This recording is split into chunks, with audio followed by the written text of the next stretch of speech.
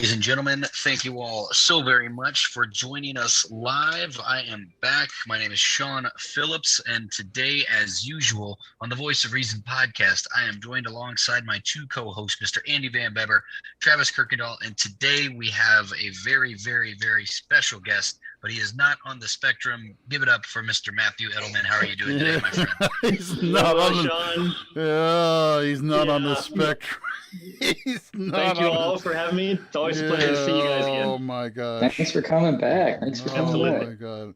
I should have made a copy of his latest video, but if you haven't seen it, go do a search for Matt Eddleman. And how did that go? By the way, who ended up having the bigger penis and paying the bill?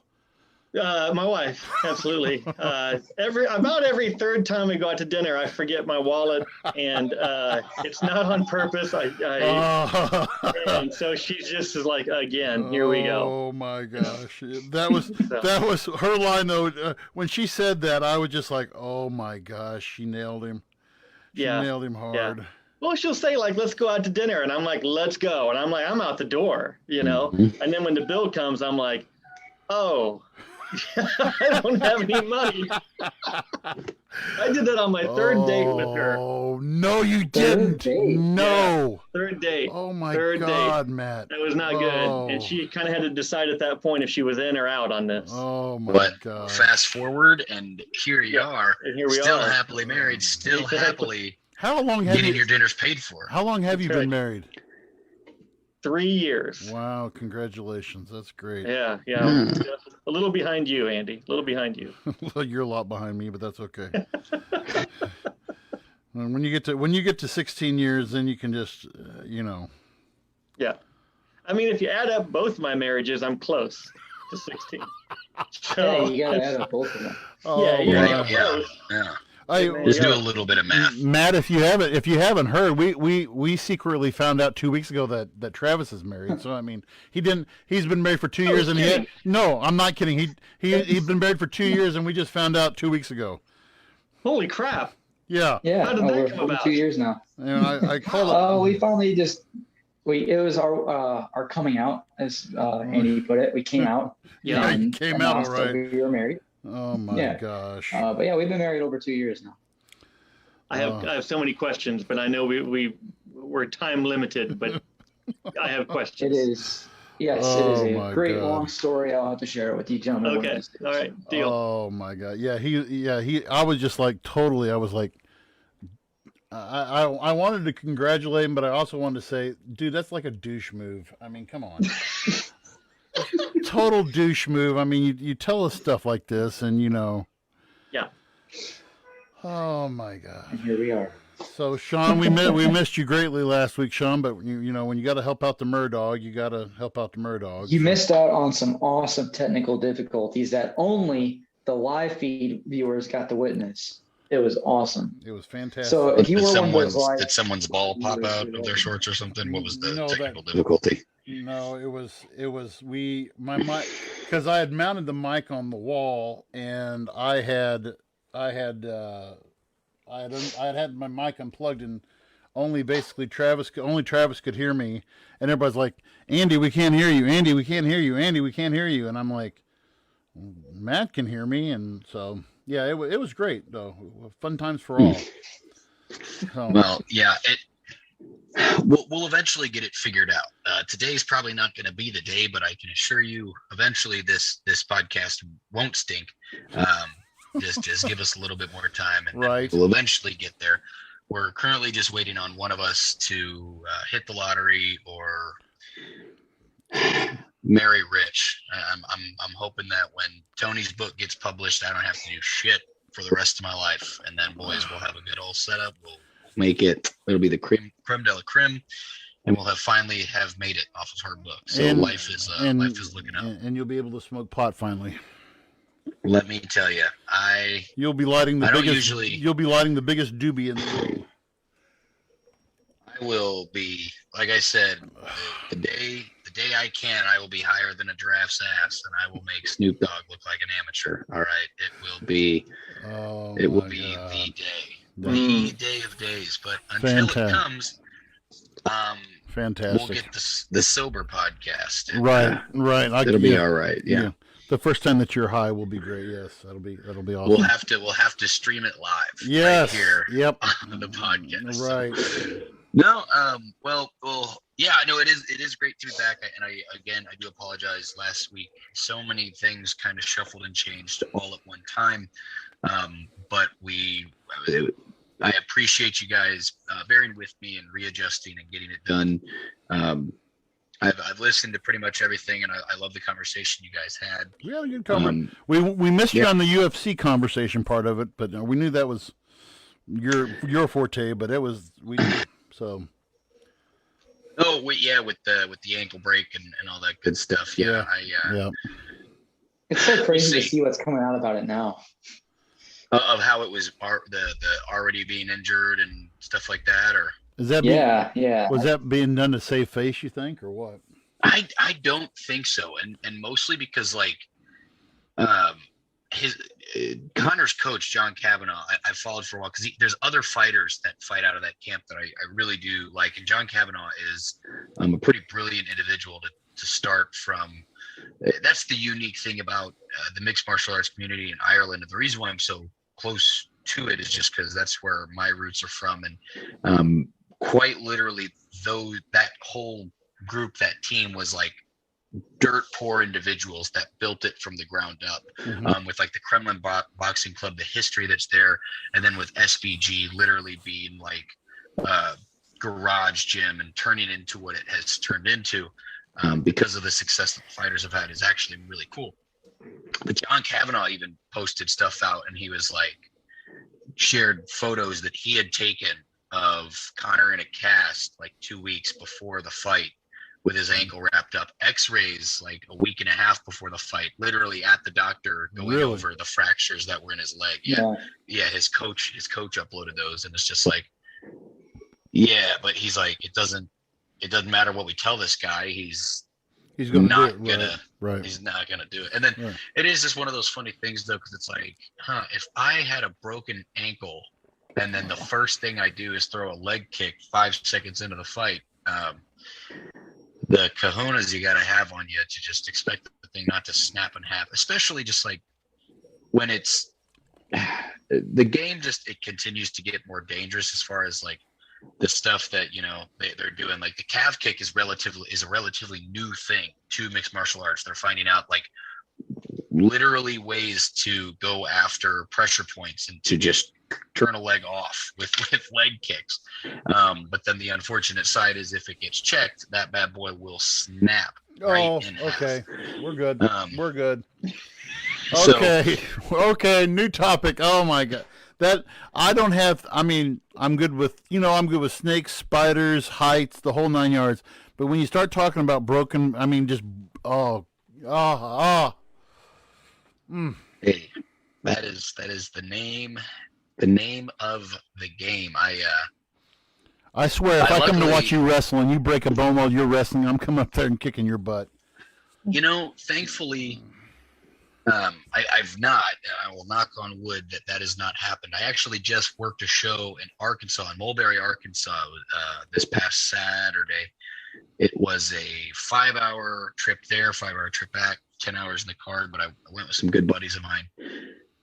Had a blast in that super small town. It's I would probably say 45 minutes to an hour outside of Fayetteville, Arkansas.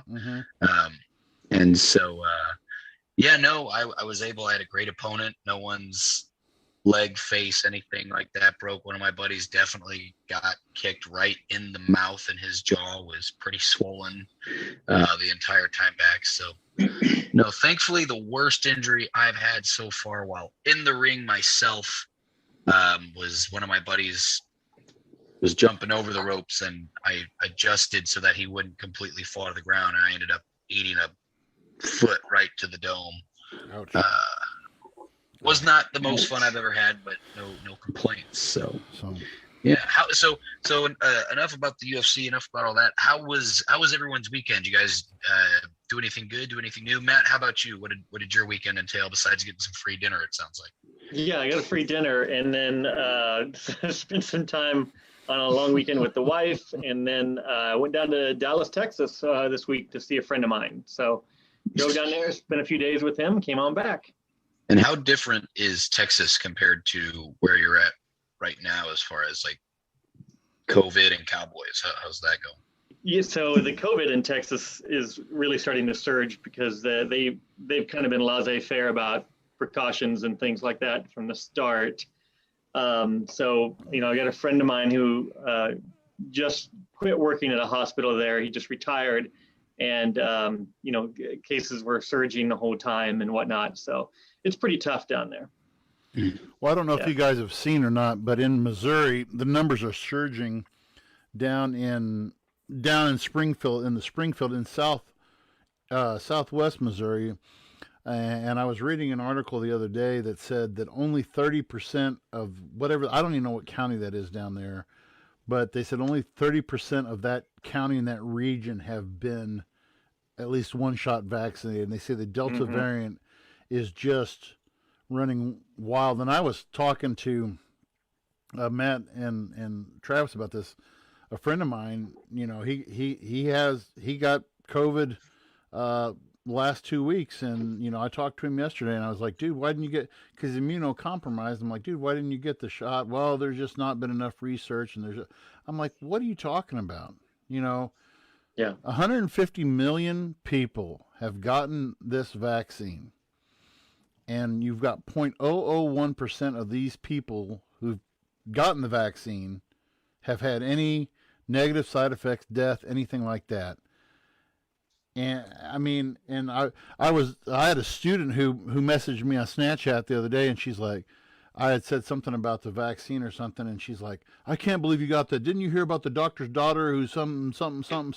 I'm like, okay, what's your source? Well, I saw the story on, and it was like Instagram. I'm just like, okay, slow down, and it just, people are not.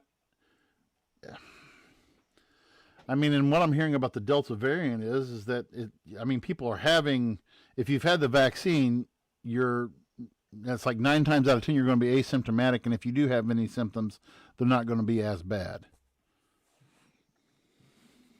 So. Yeah, I have a family member who said the same thing about, it hasn't really been tested. They don't really know what they're doing and how they make it. And we kind of went back and forth, but people who don't want to take the vaccine, they're very, very convinced of their reasons, regardless of where they heard it or what kind of story they heard. They are absolutely convinced in their reasoning. Yeah. And that just makes it hard to have a dialogue. Yep. No, it does. Yeah, go ahead, Sean. No, I was just going to say, like, I'm the dumbest guy I know currently. So even if it, made me dumber, there's not a big cliff to fall off of from where I'm already at. So, it's either get the Rona or, I don't know, I have to remind myself to breathe in and out. So it is what it is. Yeah. Yeah. We already kind of touched on this topic, and I'll just go back to saying, that the most unfortunate thing about this whole vaccine issue, it's such a politicized agenda stunt. It's, people have so much mistrust with it based off of their political beliefs and the stuff they see on, social media, TV, whatever. It creates a lot of conflict, on both sides, or however you feel about it. So it's unfortunate. Well, I can already tell. I can almost guarantee you that next election season, in about a year and a half, whenever that's going to start rolling up again, we're going to see the commercials on TV. It's going to go one of two ways. It's Senator so-and-so didn't want you to get the vaccine. Is that who we want to lead when our county led the state and blah, blah, blah. And then the other one. How many kids do you know with autism? All of them. Why? Because of the COVID vaccine that we were forced to have by Democratic candidates that wander around this state. Is that a Republican campaign I hear? Give or take. That's called the old That's the old Pike County special. Anyway, moving forward. So one of the great topics that we kind of wanted to talk about because of how things are advancing and what seems to be a short span of time is we were actually going to kind of nerd it up a little bit for you guys at the start of this podcast and talk a little bit about the Marvel universe. And again, this is one of those things that I could have a whole separate podcast about this subject alone. However, Andy was talking to us about something that he had seen that actually kind of created a little bit of an interesting dialogue. So I'd hand it over to you, Andy. Yeah. Let us know what you saw. Yeah, well, and what's really surprised me is my wife, during this, she's really started nerding out to Marvel, much to my pleasure. Matt, don't say anything. Thank you. I knew that was, but I was, she caught a hold of this podcast, and she listens to podcasts while she works all the time, and I was upstairs listening to her while she was working, and this guy came on there, and he made a very valid point, and I've actually been saying this all along. Now, when you look at comic book nerdom, if you look at, rate it 1 to 10, 10 being the ultimate nerd and 1 being I'm about a 5, 5.5, 6 on the nerddom scale. These guys who go really deep, though, I mean, when you really get into the Marvel comics, and Marvel has done a great job of being true to the comics and being true to the storyline and everything. But now when you look at it, they've introduced just about they're not even close to introducing every character, but they've introduced every major character.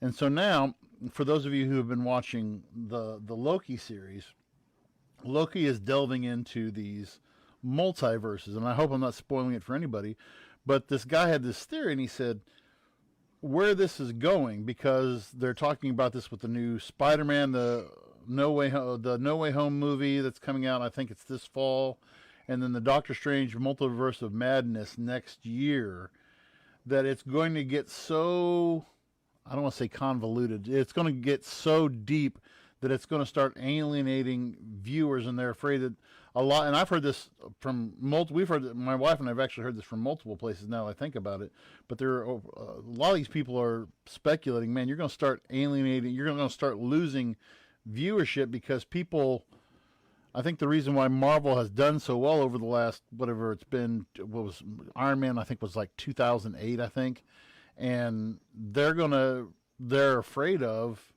they're going to start losing viewership over this, trying to go into multiple universes and multiple possibilities. And I mean, I thought they did a great job with Loki, and I liked WandaVision and Winter Soldier and Falcon Winter Soldier. They've done a great job, but it's all building into this thing where, if you haven't, people who haven't, who don't have Disney Plus and just watch the Marvel movies, I think they're going to be lost when they go into the new Spider-Man movie this fall, and they're going to be like, oh, what happened to our cut and dried thing?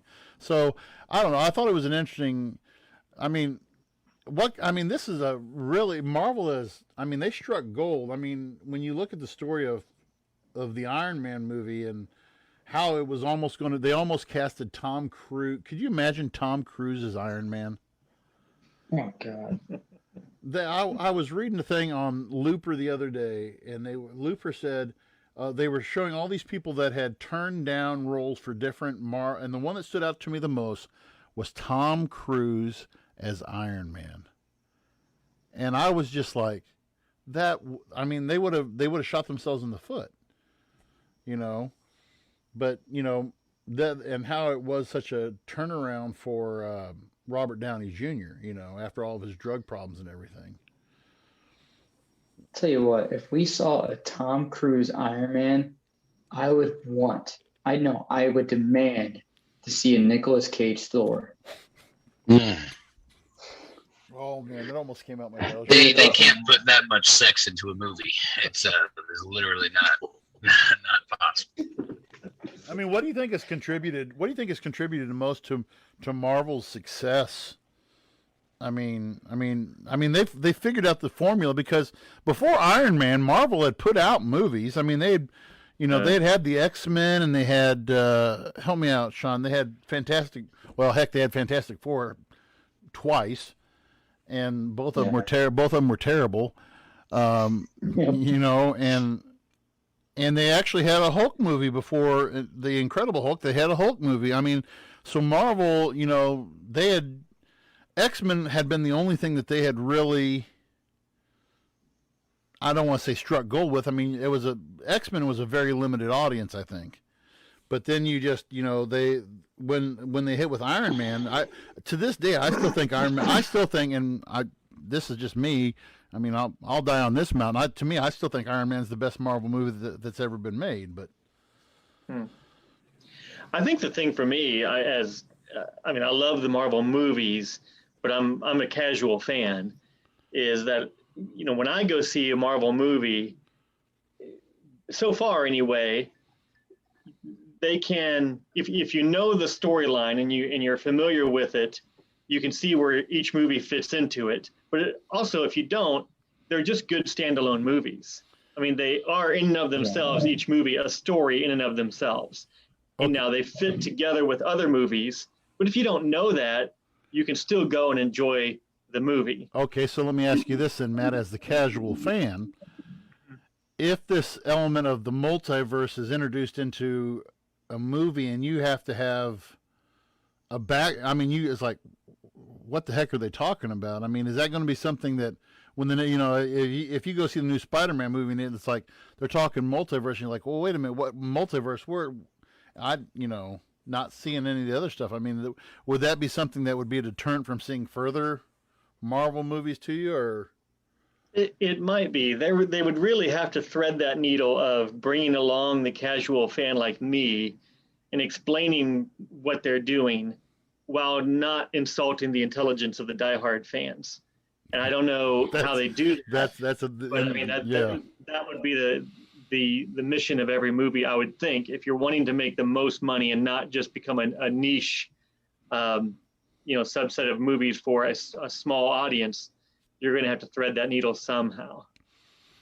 Well, and I don't know. I mean, you see, I really worry because there's only been one Marvel movie that I've seen that I didn't. I mean, I watched, it was Thor: Dark World, and you listen to a lot of the critics, and Thor: The Dark World is probably one of the ones that don't get, But other than that, I mean, I have yet to. I watched, and I'm not going to, because I know you guys. Black Widow to me was, meh. It wasn't terrible. It was like watching a female Jason Bourne is what it was like watching for me. And I've heard that comparison numerous times too. Yeah, my wife actually and I both said called that. Yeah, we both said it the same. She's like, "Did we just watch?" She's like, "Did we just watch a Jason Bourne?" And I said, "I was just thinking that." She's like, "Did we just watch Jason Bourne or something?"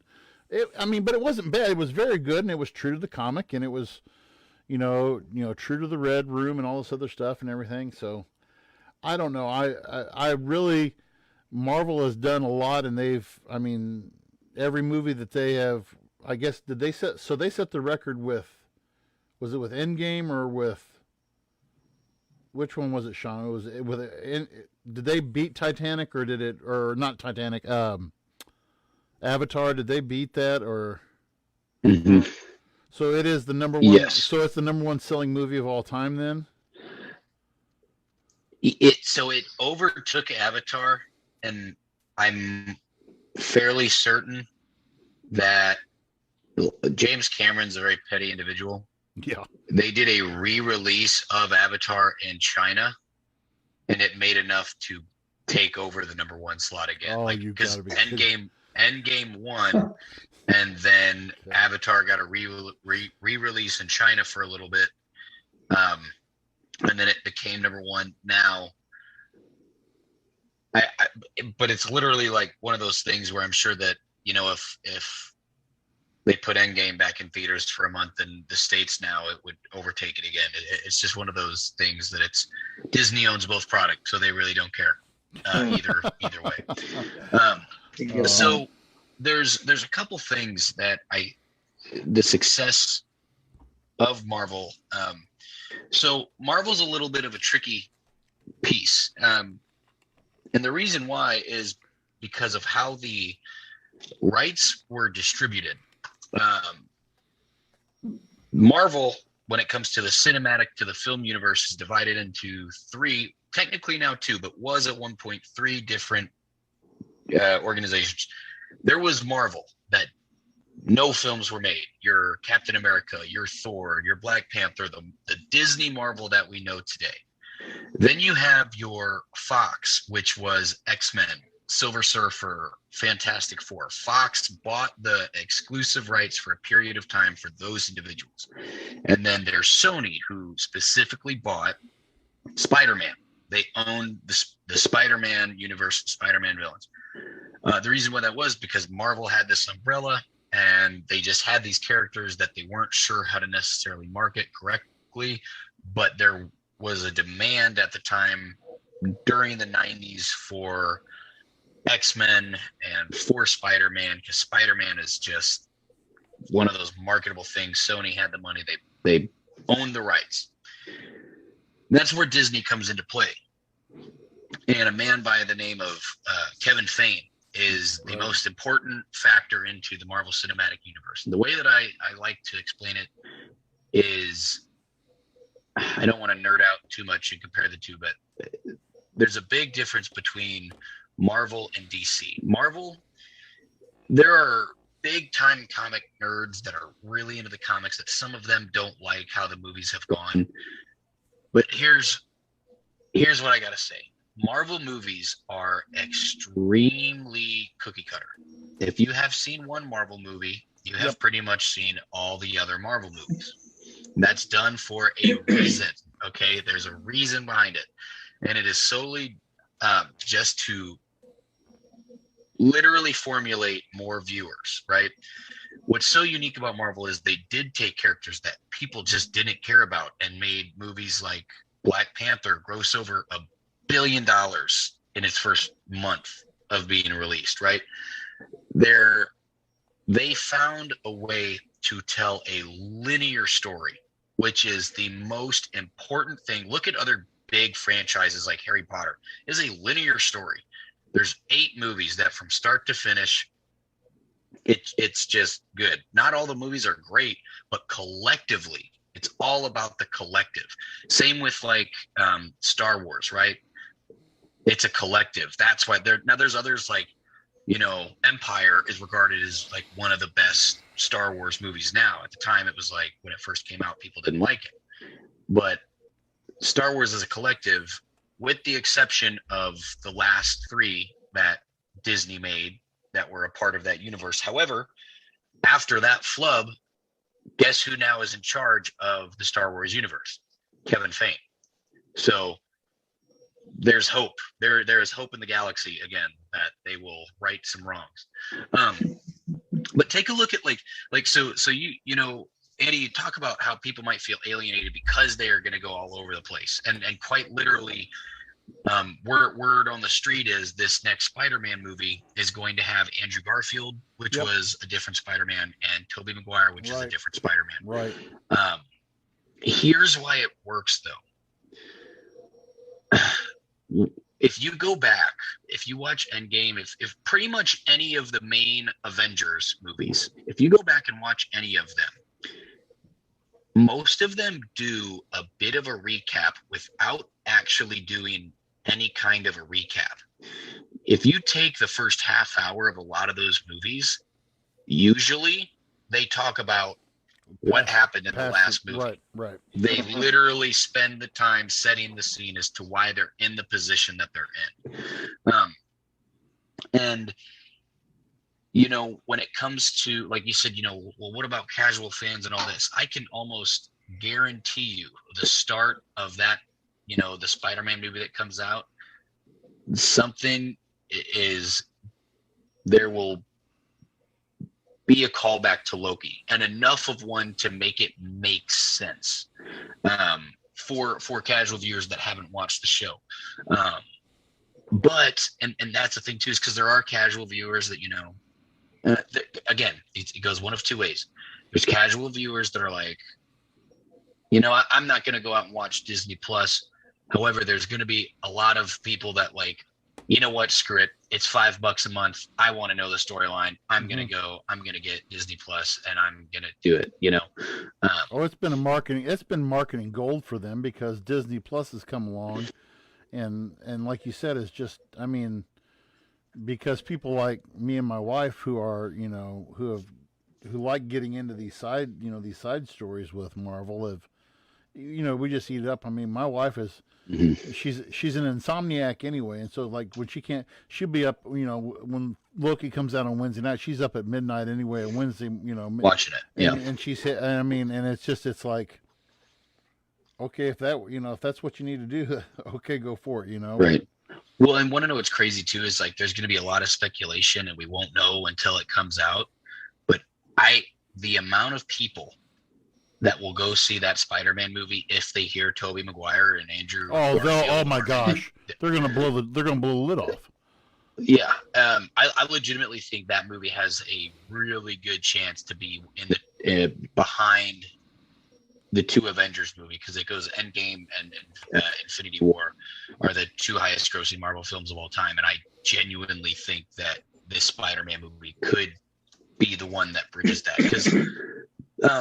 because look at DC, for example. Where they've gone wrong is there's executives that just wanted what Marvel had without taking the time. It took Marvel over a decade to get to the one story. And look at what we still have to come now. Like, because everyone's going crazy because, again, I don't want to spoil anything, but there's a really major character introduced into Loki at the end of it. Yeah. But what Loki has done has set it up to where the main version of that character that everyone's excited about, we might not see for a decade. That's a very real possibility because of how much they can do with it. And that's why it works. They give you so much time to absorb the content. Everyone knew who Thanos was because they gave us 10 years to find out who he was. And they put him DC, on the other hand, and they put him has been like, DC was just like, we saw the Avengers, we want to do that. Skip building anything together. Nope, just put it all together. So I think Marvel's done a very good job of not alienating because like there's one or two of the Marvel movies that I actually have not seen and I still feel like I'm not stuck behind anything. And to put it in perspective, like think of how unique it is. That's how powerful it is. Black Widow during COVID time, I don't know, we're getting out of COVID, but did $180 million already since it came out in the States alone.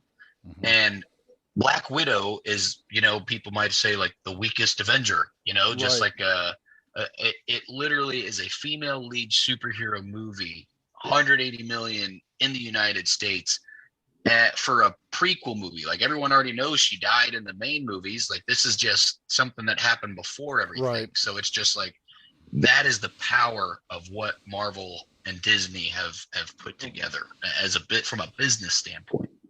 Well, and I want to go back to that thing you said about DC. I mean, DC, and how many times has DC done Superman? How many times have they done Batman? Where DC hit, I think the gold that they hit with was the Wonder Woman movies. I think were well done. The Aquaman movie was well done. But then when they come out with, then the whole Justice League and the Zack Snyder cut and just all I love Zack Snyder, but that's 4 hours of my life that I'll never get back. Because that I wasn't crazy about the first Justice League movie, but I hate to say this, but I liked that movie better than I did the other one. But it was just, I agree with you 100%, Sean. They tried to rush that so much that it wasn't even funny. So what is, as a casual comic fan, what is the demographic of people who gravitate towards Marvel versus DC? Because I know that you have fans on both sides and they're pretty fierce in their allegiance. And one will say, Marvel's the best, and the other side says DC's the best, and they all have their arguments. But do they each appeal to a different type of individual, or because they do seem very, very different in how they handle their characters? So if you ask people that are really into comics, that watch any comic content that's put out, the argument as of the modern era, with the exception of, and again, even a lot of hardcore comic book fans didn't really care for the Christopher Nolan trilogy a whole lot, which in my opinion is the best superhero. Yes. But and so the argument's always been DC has the better animated work that they put out. They do very, very well with the animated stuff that they do, because it's a lot truer to the comics. Here's my take. I think we should be happy when we get any kind of mainstream comic success, because a lot of people say comic books are for nerds, and it's like the number one grossing film of all time is a comic book movie. What are you talking about? But here's the thing, and I hate sounding like this because I love art. I love all forms of art. But when you take movies like the Snyderverse or Zack Snyder's movie, Zack is an artist. He likes to make artistic films. The issue is there's a fucking time and place to do that. And you don't do that when it comes to such a unique franchise that could literally be the next Marvel. If they would have just done it right, if they, again, I hate saying it this way, but if they would have, quote unquote, cookie cuttered the DC universe, or even tailored it in their own cookie cutter way. The issue is you have the Suicide Squad, you have Wonder Woman, you had Aquaman, you had Justice League. That's all the same universe, but they're all done completely differently. And then that's what leaves people very confused, because they're like, this movie wasn't anything like this movie, but they're related. Well, that doesn't make sense. And then another thing that Marvel did was all their TV shows were connected to the movies, whereas DC has, like, we got a different Flash show, we've got an Arrow show, we've got this. Those characters don't matter, they're not real, they're their own thing. We've got these characters show too. I mean, literally, like, they have and I'm excited for it, but they've got Robert Pattinson playing Batman, and it has nothing to do with any of the other stuff that we've seen. So are these are those all separate? Are those all separate production companies then, Sean, with DC? It's still Warner Brothers, because Warner Brothers owns it. But I mean, is it who then? It's not like you said with Kevin Feige. It's not under the It's different. It's a different entity entirely. Yeah. It's the Flash that's on the CW has nothing to do with anything that they're doing, and that's part of the issue is people are confused as to, like, well, why should I care about this show? And there's another show that's on HBO Max that's called DC Titans that has nothing to do with either universe. It has nothing to do with any of it. And they're saying that has been one of their biggest, from what I've been seeing. I haven't watched it. It's a great show, and it has nothing to do with any of it. Yeah. I think DC's such a mess, because like we talked about, like, they're just all over the place, and like every film is like its own thing. You can't. Yeah. It's not like the Marvel comparison where if you've seen a couple of the Marvel movies, you kind of have an idea of everything that's going on. You can miss one and you're okay. Whereas if you watch Justice League and you didn't watch Batman vs Superman, and you're like, what the hell is going on? Right. And an issue what they got now with this new Batman, I mean, Robert Pattinson and whoever that director is, they're never going to work with each other again. It was a huge shit show that putting that film together, apparently. So now they have the issue of like, okay, what are we going to do with Batman after this? Because Robert Pattinson's not coming back. So it's, God, DC is, I love DC. I just love their storylines, and I love the characters a little bit more than Marvel. But man, the production work and like it's like they have no direction. Yeah. And one of our faithful listeners, Colby Coleman, is mentioning the whole thing about Suicide Squad. So is this Suicide Squad? Is this a redux of? I mean, Suicide Squad's not that. It's a sequel. It's a sequel to the one that came out already. So it is because the only two they have Harley Quinn and the guy who's the military, Scott Eastwood's character. Yeah, yeah. So again, that just goes. So if you are familiar at all with the Suicide Squad comics, I recommend you do. They are amazing. People rotate out of that comic pretty quick. However, casual fans don't know that. And so when you just introduce an entire new lineup and don't build off what you had, and that was, part of the issue too, is again, if the first Suicide Squad movie, and I hate just nerding out so hard, but again, when you want to build these characters, if you want to throw them all in the same film, fine. But make it a story to make sense that they become a cohesive unit in a way. But what DC did was let's take these characters that a lot of people don't know, most of them, and they have to save the world because the Justice League isn't ready yet. Or because literally it was an end of the universe, end of the world event in the first Suicide Squad. Look at any of the first Marvel movies. All of the villains and stuff were pretty regional to that character. It wasn't end of the world. It was kind of let's settle it here and let's build something off of it. DC does not understand what that means. They go balls to the wall. And then, like you said, there's an entirely new cast for this next movie. Mm-hmm. And people are like, why? And it's just because they don't know. There's not been any kind of story in between that has explained to why. Literally what they'll probably do is the start of this movie will be there and they'll be like, everyone else died, so yeah, bring in. That's exactly what I'm. That's what I'm exactly. Exactly what I'm afraid of. Anyway. Yeah. So. Well, for you, elite nerds, there is. I listened to probably a year ago. There's a podcast called Business Wars, and they do a series on two different businesses and their history. So they'll do Coke versus Pepsi, Nintendo versus Sony, something like that. And season 3, I just looked it up because I listened to it, is Marvel versus DC. And it talks about what that podcast is about how the two corporations started and compete and how they evolve and how one bests the other or doesn't. So 3 of Business Wars is Marvel versus DC. It's a really good podcast. So. Interesting. Yeah, I'd be interested to listen to that. Yeah. Interesting. So I guess we move on then. Travis, you had released and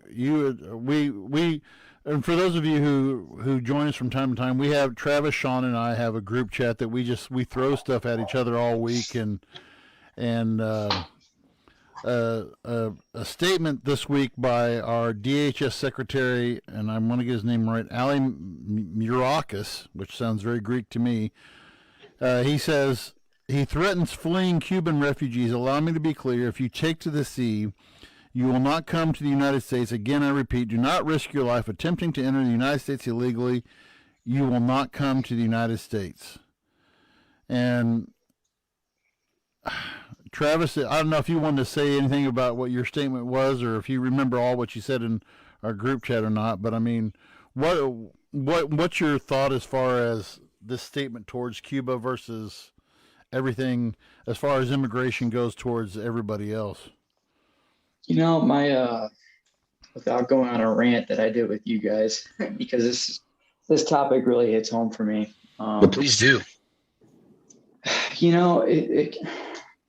We talk about this is a subject that we've really hit at with politicians saying something and then not acting on it. It's a recurring theme that happens over and over again, and immigration's what's the same thing. I remember the last administration back when Venezuela. I think what year was it? I don't know, but when Venezuela was all over the headlines and people were trying to flee the country, and they still are, by the way. It hasn't gotten better. That was 17. That was 17. Mm-hmm. And then there was all these news articles. President Trump was saying, we support Venezuela. We're here with Venezuela. We're gonna help the Venezuelan people. We didn't. Whatever we did, it wasn't near enough. We did nothing. And I can say that because I personally was involved with a family from Venezuela. My wife is from Venezuela. My mother-in-law and my sister-in-law are still in Venezuela, and they have no way of getting out of Venezuela. We've done nothing for those people. They've applied for. My sister-in-law had a visitor visa, and she requested a student visa. Now, history on my sister-in-law, she's a dentist in Venezuela, and she applied for a student visa. And when she went to the U.S. Embassy, she paid the fee. I forget what it was. And she said, well, I want to come to the United States. I want to study dentistry here. I'm a dentist here in Venezuela, but I want to better my career. I want to work in the United States. I want to become a dentist there. And they say, no, that sounds suspicious. Give us your visa. Leave. Took her money, took her visa, and told her to leave the embassy. No explanation as to why. Just said it was suspicious. She applied again. I think it was less than a year later. I forget. She had to go to somewhere else to apply for it. Paid the fee. Gave all the documents for it.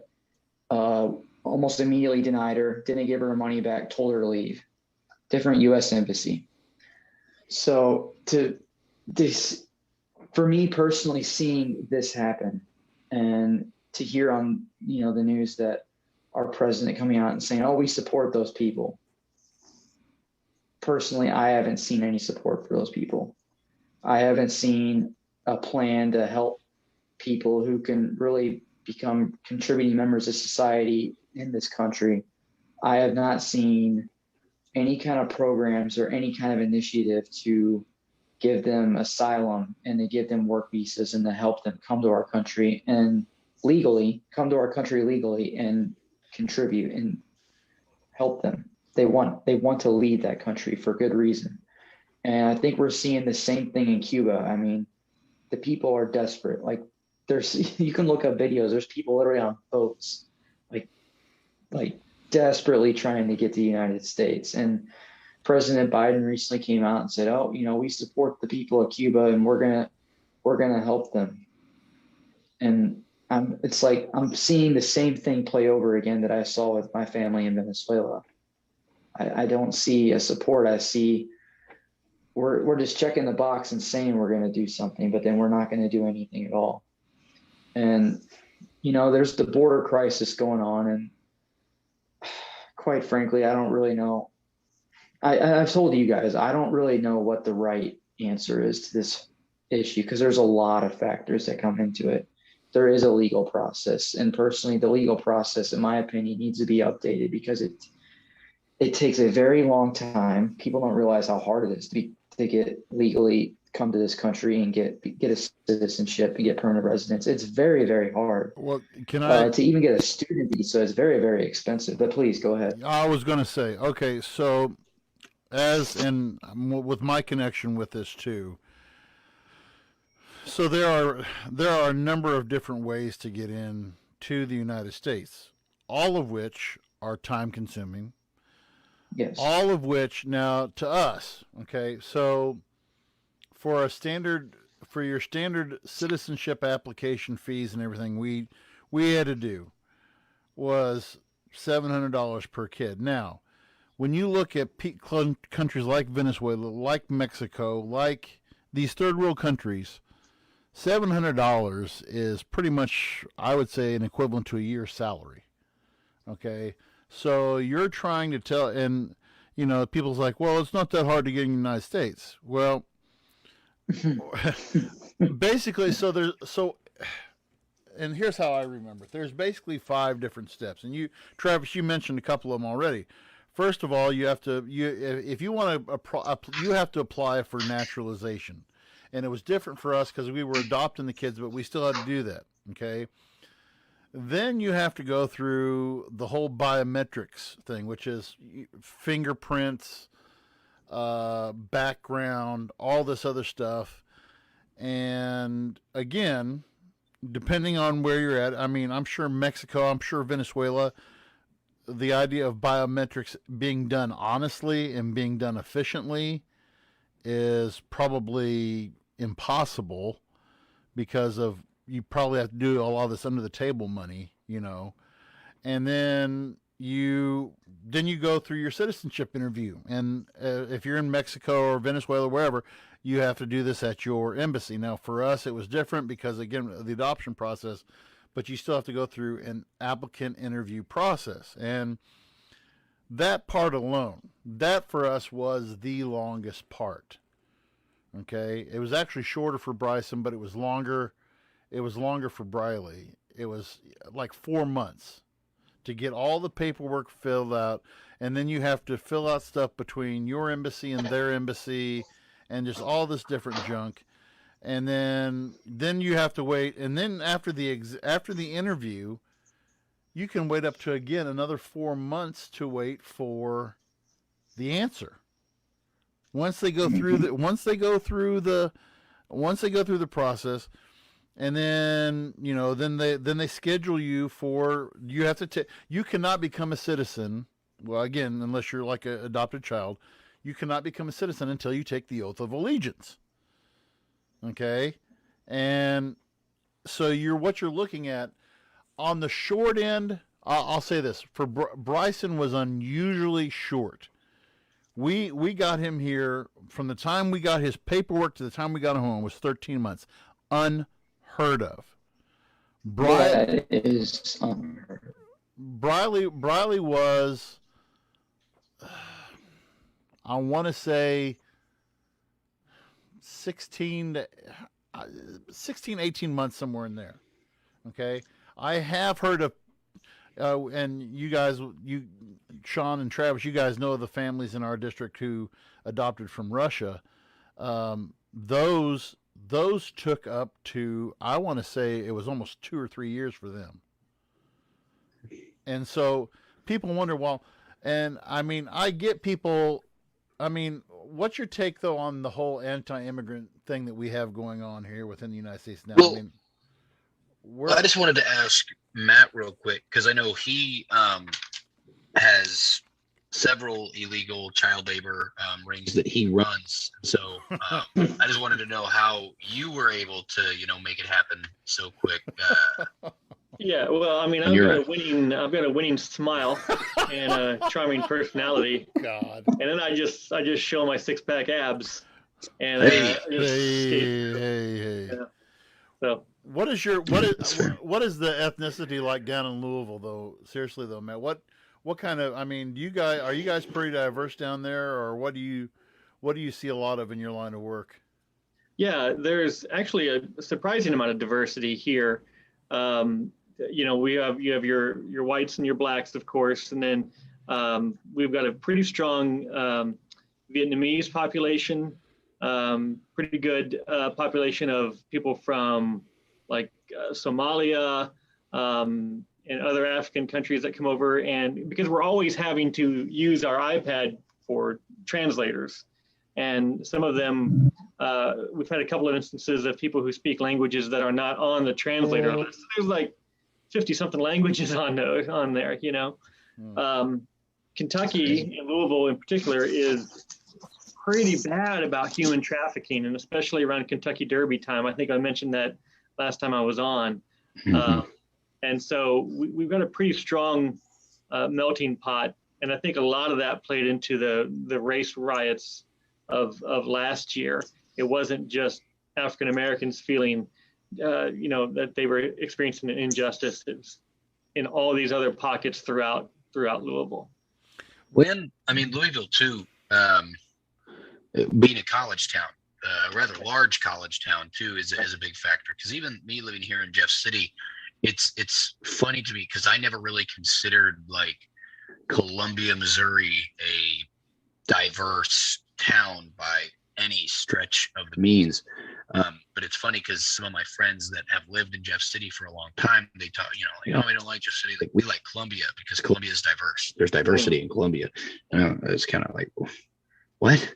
But then the more I kind of think like, well, yeah, being a large college town, and the same thing with Kentucky as far as in states like that where the rural community is generally about one type of population. When you do have those big cities, all of the people from that those different races, groups, and backgrounds kind of all head to that melting pot, and it makes sense that Louisville would actually be a spot like that in Kentucky. Yeah. Yeah, and then Louisville's got not only University of Louisville, but about 3 or 4 other colleges and universities that you don't hear about, but they're sizable here. Yeah. I think that when you look back at, I teach this every year in U.S. history, and again, the common recurring theme that we have here on this show is about how history does repeat itself. The fact that this and they labeled Trump as, well, he was this and he was that, and although some interesting things did happen under Trump, when you saw Trump, for example, you mentioned visas a while ago, Travis. Under Trump, and I did this research this afternoon. I was not aware of this until I did this research. Under the Trump administrations, the cost of visas application fees rose 80% under his administration. Okay, now when I look back, and it's been both sides of the aisle. When you look back, we had a strong anti-immigrant movement in this country, 1920s, especially during World War I. We had the Immigration Restriction League. We had the what was it called? The Nationalist Party. People who were so, anti-immigrant. They wanted, and at that time, that Republican Congress pushed Wilson to put in a literacy test that if you couldn't read in your own language, that you weren't allowed to come in. They set up immigrant quotas. I think it was, I forgot how, but these immigrant quotas that they set up, which favored Northern European nations rather than Eastern European nations. And so, I mean, people act like this is a new thing. We've been fighting this immigrant battle for years. And you mentioned the folks coming across from Cuba. I still remember as a young child in kindergarten and watching the struggles, and I mean, it was a nightly thing when I was growing up. Of course, my parents watched nightly news and seeing stuff about the Vietnamese boat people who were coming after the Vietnam War, after the communists had taken over all of Vietnam, and just the persecution that was going on there, and people from Cambodia who were getting on these. I mean, for lack of a better term, just like I think cardboard boxes would have floated better than what some of these guys came over on. And they came to, they would come to the Philippines because at the time the Philippines were still a U.S. held territory. They were fleeing to Malaysia. They were going to anywhere they could. And, and we've seen this with Cuba before too. And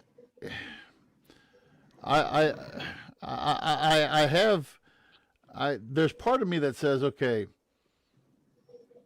we do have to monitor who's coming here, but at the same time, if we're going to do like you said, Travis, I mean, if we're truly going to do political asylum, let's do political asylum. I mean, conditions in Venezuela, and you know this better than I do, Travis, but I mean, conditions in Venezuela are hellish. I mean, how stuff that is in short supply, stuff that they can't get, oh yeah, we occasionally send care packages to her mom and sister all the time, just the stuff they can't get there, can't afford. I told kids this too, and I mean, again, we kind of joked around about this before the podcast about doing, if we ever did a live at some place in Pike County, we'd do an anti-Trump rally or something like that, and we'd probably get assaulted. But I told the kids back when Trump was running, the statement, "Make America Great Again," is a nationalist statement. That is a nationalist statement. That is a true statement of nationalism. When you say, "Make America Great," and America first. That actually had been that was a slogan back, and I told the kids that was a slogan back in the 20s with dealing after World War I. Everybody's like, America first. We're not going to worry about, we're going to put our blinders on. We're going to just pretend like the rest of the world is going to hell in a handbasket, and we're okay with it because we've got our problems of our own. I mean, people don't realize and this is a nerddom coming out, but I remember this saying from Star Wars. We all, and it actually is true. We all live in a symbiont circle, because what goes around comes around. What if we are so internationally connected anymore that we cannot just sit back, plug our fingers in our ears, and say, "Oh well, we've got all these problems here in our own country that we need to be worrying about." True, we do. We have tons of problems that we should be worrying about in our country, but at the same time, everything else is tied together. This whole thing about, well, let's be friends with our neighbors, and one thing I did agree with Trump on was being, aggressive towards, countries like North Korea, but now we're doing this namby-pamby approach, and like he said, I don't think Trump did stick to his guns about Venezuela. Oh, we're going to help. Okay, let's do something. But the reason why, and maybe you know this, maybe you don't know this, the reason why we aggressively don't go after Venezuela, anybody want to take a stab at it? Russia, China. Part of it, there's another reason. Venezuela is our leading oil producer who we buy from. Venezuela. Still? Yes. Venezuela. People don't realize that Venezuela is one of the leading members of OPEC. And Venezuela is where we get our oil at the cheapest. So, and that opens up. I'm not proposing. Go ahead. I'm not proposing us to intervene militarily. It's not like I'm saying we need to send troops. Yes, but it's okay, so we say we're going to help. Okay, why not allow the people to come? I'm not saying just, bust them all in, let's go. There's a legal process, and I think we could have done a better job than maybe hey, this is a real crisis. We need to develop a solution for this crisis to help these people. I just feel like there could have been more done to help the people, not necessarily go after the government, but help the people that really wanted to help and would love the opportunity to be here and would work and would, we had this, one theme I'm always seeing is, well, we got to take care of the American people. We got to keep the American people working. I don't know about where you gentlemen, what it's like where you gentlemen are at, but there is help wanted signs everywhere here in Chicago, everywhere. And we have a huge labor shortage right now. And it's why not give the opportunity to people that are desperate? America is, and I said this in our group chat when I was going on my rant, the U.S. is literally a beacon of hope. It is a beacon of light to people in the world. People want to come to the United States because of the opportunities that are here. And we're seeing a similar issue in Afghanistan right now with our interpreters. When I was over there, you ask any one of those interpreters, where do you want to go after you're done when you're done with being a Terp? All of them wanted to come to the United States. Every single one of them. They want to go to California. They want to go to Texas. Their dream was they wanted to be interpreters, so they had a chance to come to the United States of America. And now there's a huge issue with giving them asylum to come to the United States, and the Taliban's going after these guys right now. Mm-hmm. And it's we made promises and we didn't follow up with it. And it's the same thing I'm seeing there too, and these are people, people say, well, they're from that part of the world. It doesn't matter where they're from. These are people that want to come here and they want to start businesses. They want to work here. They want to create better lives. And they made sacrifices to do it. They were helping our military, and we just turn our backs on them. And I think that, the United States has a history of turning their backs on the people that help them in wars. You go back to when, the Army is fighting Native American tribes, and you would have Native Americans serving as scouts, as interpreters, people as guides, with the understanding that they're going to be made citizens and they're going to get paid this and that. And they betrayed them. They betrayed the same type of interpreters and helpful people in Vietnam when they got out of there. We betrayed the Kurds in Iraq, and now we're looking at doing this in Afghanistan with the interpreters. We've had hundreds of years of betraying people and not following through on our word. And I think that anytime I hear on the news the government say, or make a promise, we're going to do this, we're going to do that. I hope that it's true, but there's been enough instances where they have not followed through that I take it with a big grain of salt. And if I could tell, if I was an interpreter, I would certainly hang my hat on the hope that they would come through. But just looking at the history, it's a pretty checkered history of whether we actually follow through on the promises we make after a conflict is over or after the help has been received. Yeah, that literally goes back to Revolutionary War, like you said. I mean, quite literally, like, thanks for the help, France. Do you need us? No. Right. No. Like what was it? The French Revolution? We didn't go help them at all. Right. Yeah. It's and I don't know. Again, I think we're all in agreement on it needs to be easier, definitely less time consuming. With the way that technology is, like, it's fairly easy to find out what people are all about relatively quick. You can be denied a credit card in 45 seconds, and you're able to do that from your phone. There's so many different things that we could do, and even like looking at bringing someone over on a work visa is impossible. And it's funny too, because this is something that I had looked into recently for a friend. However, whenever it comes to the application process, you have to prove that you have tried to hire American citizens, a whole bunch, that you've actually gone and reached out. But it's like, look at the help, like we talked about, look at the help wanted signs. Americans don't want to work.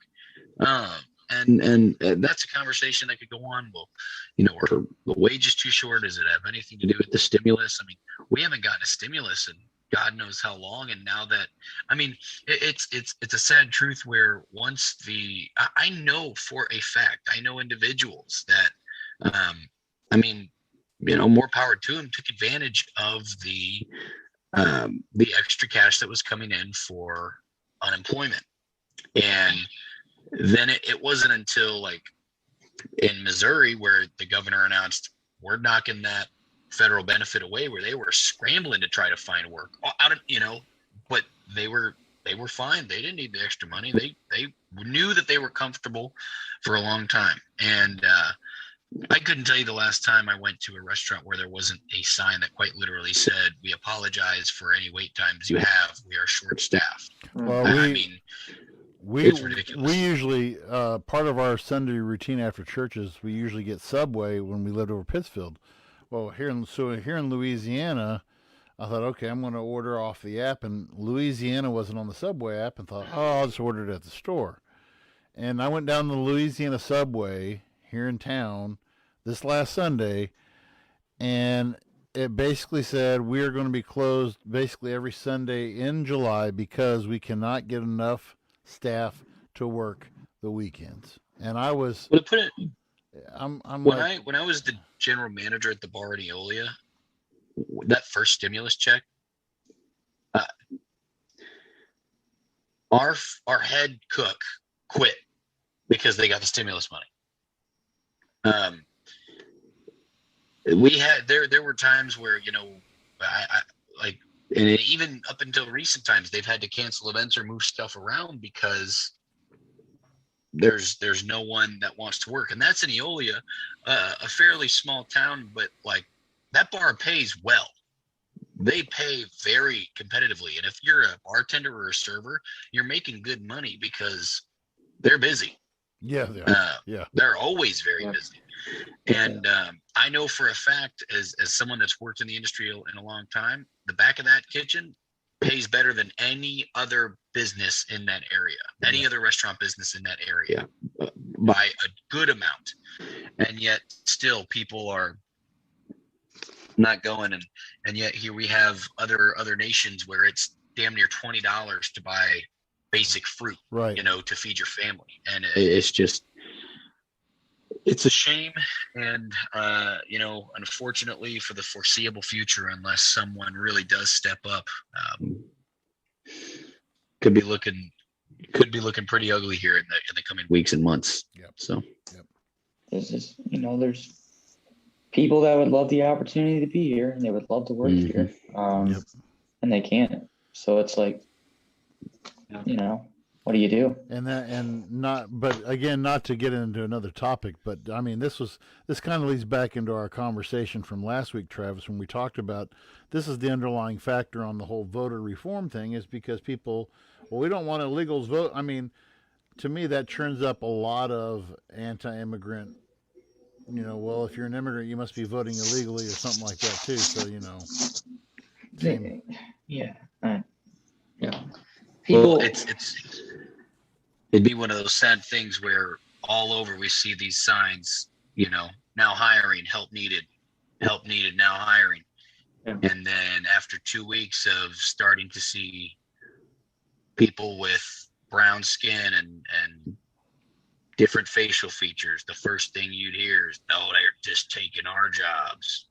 We can't have her. They're just taking our jobs." Well, there's a misconception too that everybody that's a different ethnicity in the United States is illegal or they're not here properly. Like, there's a huge stigma with, especially people of South American ethnicity that are here. It's like, he must be illegal. And it's, well, I noticed that a lot. The stereotype with it is ridiculous. I noticed that a lot here. I mean, I've always wondered that here in Louisiana, but being a part now, I've only been here for 3 weeks now, but still, I mean, you hear the undertone in like your gas stations or when Mexicans are, they're Mexicans or Guatemala. There's a lot of, I was surprised at the amount of Guatemalans that are in Louisiana. But when you hear them speaking Spanish, and I mean, I'll catch the eyes of some people in the store kind of, looking over them with that scowl like, y'all better be speaking American in here, that kind of mentality, so I don't know. It's a stigma that we need. I mean, we are I'll say the cliche thing, but we are a nation of immigrants. I mean, unless you're unless you are a 100% full-blooded Native American, we have no right to say, oh, we got to cut back. We got to watch this immigration things. I mean, think about for the hundreds of years that we were coming here unchecked. We were coming here and claiming land as our own that wasn't our own.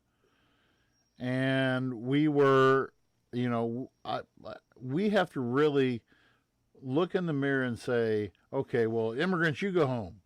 I'm sure there's a group of Native Americans say, you go home too, Yeah. Hey, don't get it twisted. This is the United States where you can be 0% Native American, claim it, get a scholarship for it, and run as a presidential candidate claiming to be Native American. And then when your 23andMe DNA test comes out, Elizabeth Warren, you are about as Native. Man, oh man. Good stuff. Well, gentlemen, I think we're coming up on about an hour and a half here. Yep. Matt, I wanted to say thank you again so much.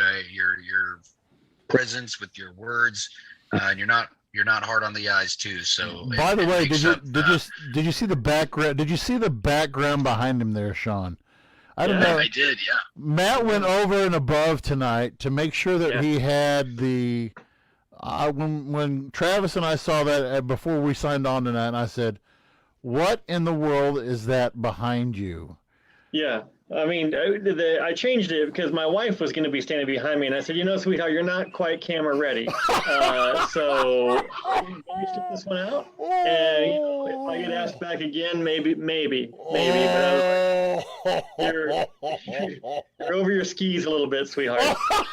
So stay in your lane, baby. Stay in your lane, please. They asked me. I'm the eye candy here. Love the enthusiasm, though. Love the enthusiasm. But no, honestly, seriously, guys, it is a pleasure again to be with you all. I love the conversation and have always enjoyed my time with y'all. And we will definitely have you back. Always. Good. Yes, and sooner rather than later. It is always a pleasure. As they say, the whites are always stronger in force. So we'll keep it that way. Great. God. Thank you for joining us on our last episode of. Yeah. Oh. No, Travis, Andy, are there anything you guys would like to sign out with tonight? No, thanks a lot, guys. Appreciate it. No, it was thanks for everybody listening. Thanks, Matt, for coming on. It was a good time. Absolutely. Yeah. Thank you guys. Again, thank you all so much for listening. It was great to be back this week. Again, make sure if you don't yet, please check us out on Spotify, Apple Podcasts, Podbean, YouTube, wherever you do your listening, right here on Facebook Live as well. And then once the show is completed, the video stays up and you're more than welcome to watch. Again, we do appreciate your guys' support. We'll let you guys know soon who our next guest might be, and Matt, I can assure you we'll definitely have you back on sooner rather than later, my friend. Thank you all so much. This has been the Voice of Reason podcast, and we finally got it done here on a Monday for the first time in a while. So we appreciate you all, and I can't wait to talk to you guys next week. We'll see you again soon.